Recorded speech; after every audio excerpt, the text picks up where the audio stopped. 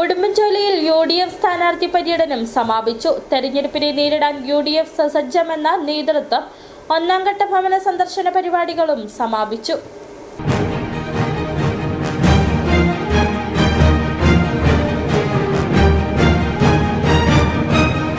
ഏലമലമുകളുടെ നാടായ ഉടുമ്പൻചോലയുടെ വിവിധ പ്രതിസന്ധികൾ ചർച്ച ചെയ്താണ് സ്ഥാനാർത്ഥി പര്യടനം പൂർത്തീകരിച്ചത്.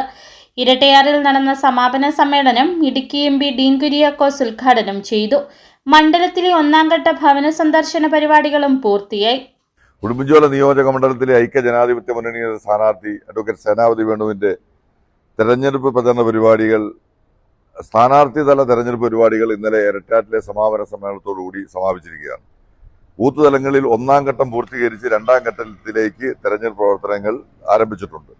മറ്റൊരു കാലഘട്ടത്തിലും ഉണ്ടാകാത്ത ആവേശവും ജനങ്ങളിൽ നിന്നും പാർട്ടി UDF പ്രവർത്തകരിൽ നിന്നും കിട്ടുന്നു എന്നുള്ളത് ഏറെ സന്തോഷകരമായ കാര്യമാണ്. കംഫർട്ടബിൾ ആയ ഒരു ഭൂരിപക്ഷത്തിൽ ഈ പ്രാവശ്യം ഉടുമ്പൻചോല നിയോജക മണ്ഡലത്തിൽ ഐക്യ ജനാധിപത്യ മുന്നണി വിജയിക്കും. തെരഞ്ഞെടുപ്പ് ഘടകകക്ഷികളും കോൺഗ്രസും ഘടകകക്ഷികളും ഒരു മനസ്സോടുകൂടി പ്രവർത്തിക്കുന്നു എന്നുള്ളത് ഒരു അഭിപ്രായ വ്യത്യാസമില്ലാതെ ഐക്യ ജനാധിപത്യ മുന്നണി ജയിക്കണമെന്നും കേരളത്തിൽ കോൺഗ്രസ് അധികാരത്തിൽ വരണമെന്നുമുള്ള വലിയൊരു ആഗ്രഹം ജനങ്ങളുടെ ഇടയിൽ പ്രകടമാകുന്നു എന്നുള്ളത് ഏറെ സന്തോഷകരമായ കാര്യമാണ്. വരും ദിവസങ്ങളിൽ രണ്ടാം ഘട്ട ഭവന സന്ദർശനം ആരംഭിക്കും. ഇതോടൊപ്പം പ്രധാന കേന്ദ്രങ്ങളിൽ സംസ്ഥാന നേതാക്കൾ പങ്കെടുക്കുന്ന യോഗങ്ങളും നടക്കും.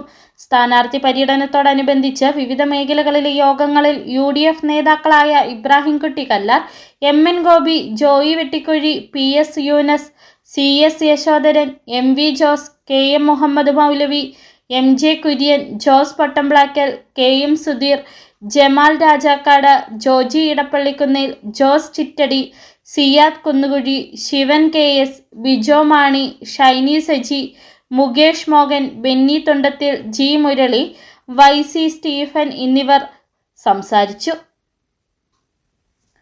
City vision, Udumbanchola.